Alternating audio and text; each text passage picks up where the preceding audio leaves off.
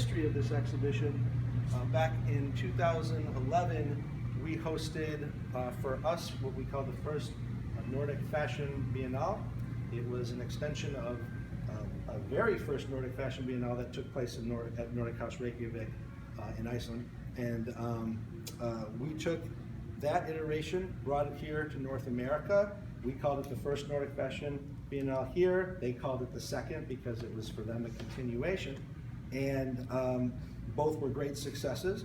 And so I think it was around 2013 or so, they decided to work on a third iteration of that exhibition and fashion extravaganza, and that is where we are here today.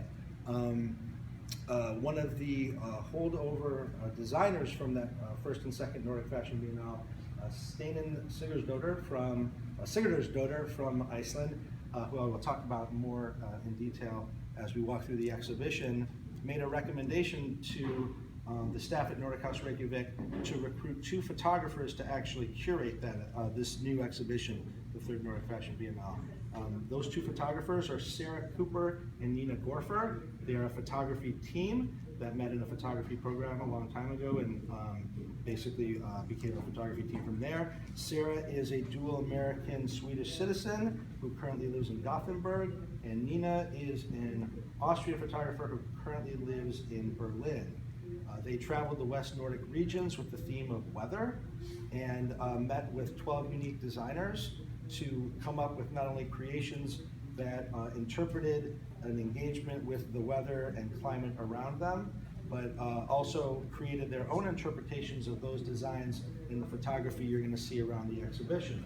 So to give you a quick example of what we're talking about here, this piece by the Icelandic artist Mundi is a straightforward jellyfish dress that she designed, and Sarah and Nina worked with her and interpreted over here on these photographs on this sort of triptych here on the wall.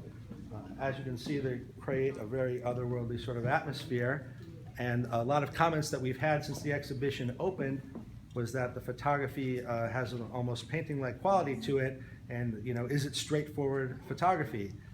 Sarah and Nina did not share all their secrets in their process with us, but it is a very intricate process that they do use. There are staged photographs, but there's some drawing, some re-photographing, and some post-photography work that's done to them. The exhibition is actually rather large for our 3 temporary galleries, so we do have it kind of leading out into the hallway here. Another Greenland designer and dressmaker over here. You can see against the wall. Don't forget to look at that because there's pieces a bit all over the place here. But I'm going to actually move you into the gallery so we can kind of walk through the exhibition a bit here.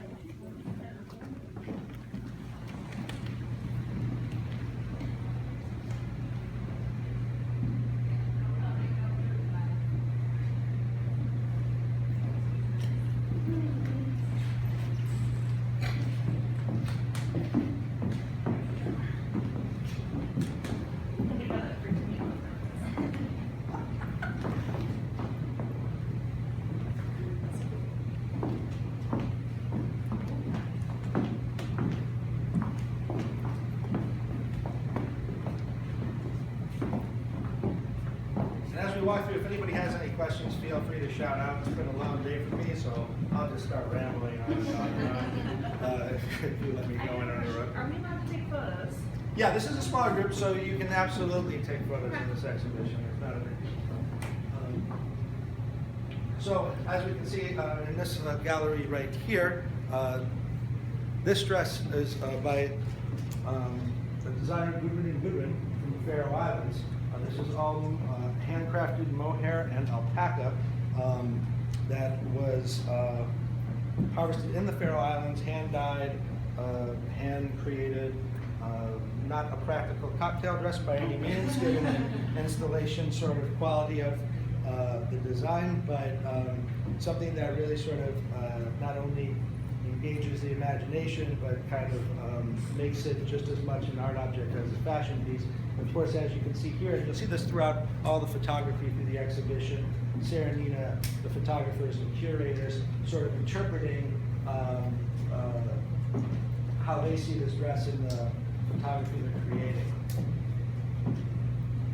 None of the photography is given too much in the way of explanation to us. That's a great quality, I think, of both the curators. They like to leave a lot to the imagination. There's, like I said before, otherworldliness to these photographs, and a lot of symbolism if you look closely at them as we kind of walk through the exhibition. I'll step us into the next gallery here.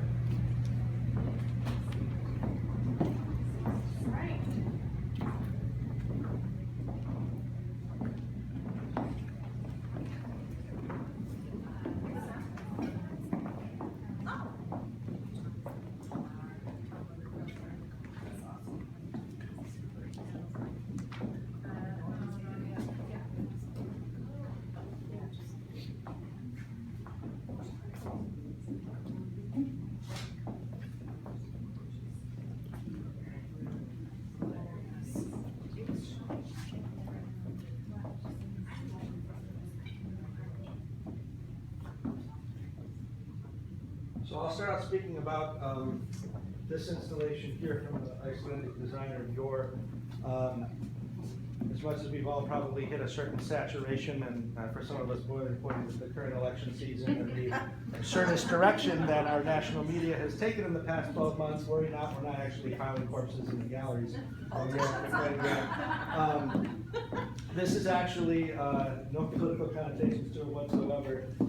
This designer was primarily exploring a certain specific color palette and use of certain patterns, obviously stripes, in creating an assortment of men's designs.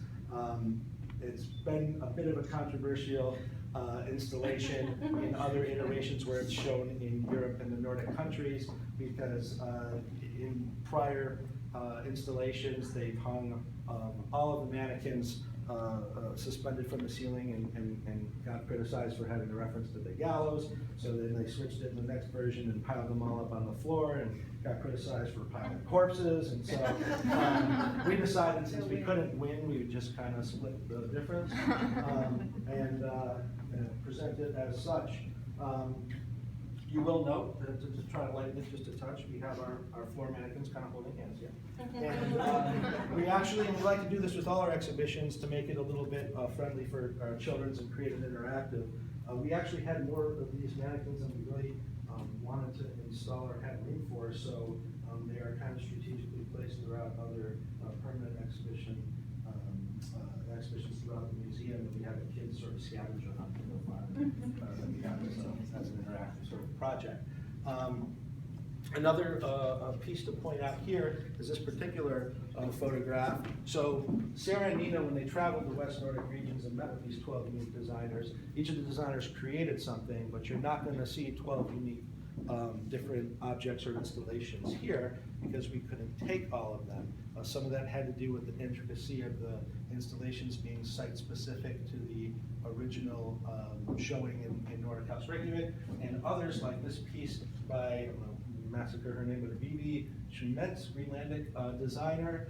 This is actually authentic seal skin and was a piece that we probably could have taken, but there were certain parameters around the allowance of that into the U.S. and customs. One of those being that it was harvested from a country that had an indigenous culture that still had that in their practice, and the other was that the seal skin was harvested before, I think it's 1974, and that you had documentation that actually proved that, and that's where we got held up, so we were not able to take that particular design, even though it is part of the larger exhibition.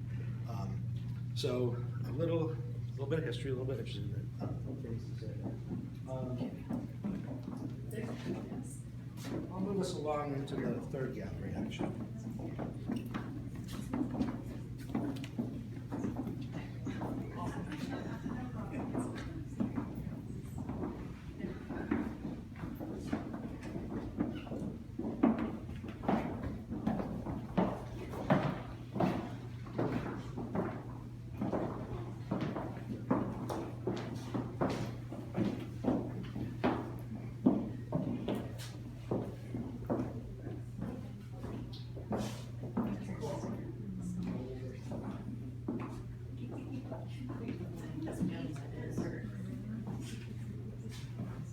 Yeah, we kind of wanted to isolate that photograph on its own because we thought it was a really great representation of the exhibition itself. Obviously, very turbulent and engaging weather and landscape around it, but also these particular models, I believe, were taken from the actual village where that bead design pattern originates.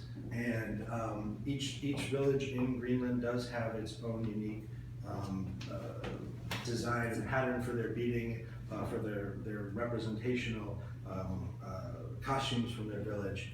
I'm actually blanking on the name of the beaded designer out in the hallway behind the bar, but I do recall, and it's worth looking at when you leave the galleries here, that the interesting point of that individual was that he was the only male in his entire village who was not a hunter or a fisherman. He was like the leader. So, but yeah, we really like that photograph. So this is bead, not knit or woven beads. Oh, yeah. Jonathan, do we know how much that dress weighs that's out there? The photograph of that dress that the model has on? I do not, but I can speak to it being rather, must be rather heavy because you'll see in front of it, there's a case, a vitrine that has two children's beaded dresses in the vitrine. This exhibition has traveled to 6 other destinations and has a few more to go. And that was originally a vitrine that was mounted on the wall, but because even those small children's beaded dresses have been hanging for so long that the delicacy of the condition of them from that weight just kind of weighing them down over time, when our conservators looked at it when it arrived here, we decided there's no way we should hang it up because it'll just continue to deteriorate the condition of those two pieces. So, I mean, they're going to be, for something that size, they're going to be on the heavier side for sure. So, a lot of people ask about the bones here, the dragon skeleton. We don't really get too much information about that. It's from a jewelry designer named Kriya.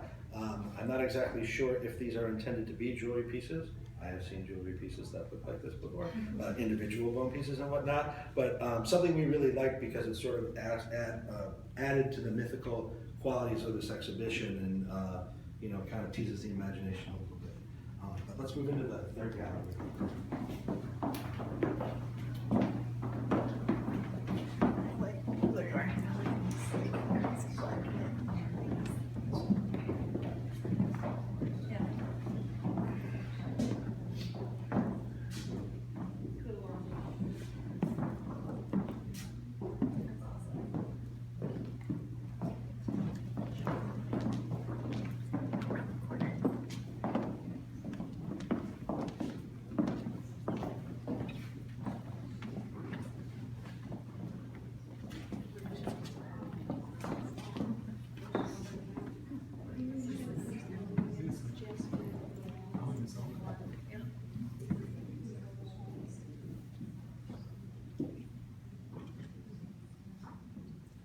So for those of you who may have been here when we first opened this exhibition in August, this installation by the Icelandic artist Steinar Sigurður was actually not, I've been working on it for months, was actually not in here.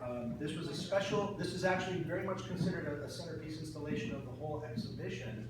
But Steinar was not available to come in August, and she, as a requirement to put this installation into the galleries, has to be on site to do it, because she's sort of, especially in the intricacy of creating the dress floor to ceiling, is sort of the only person who can.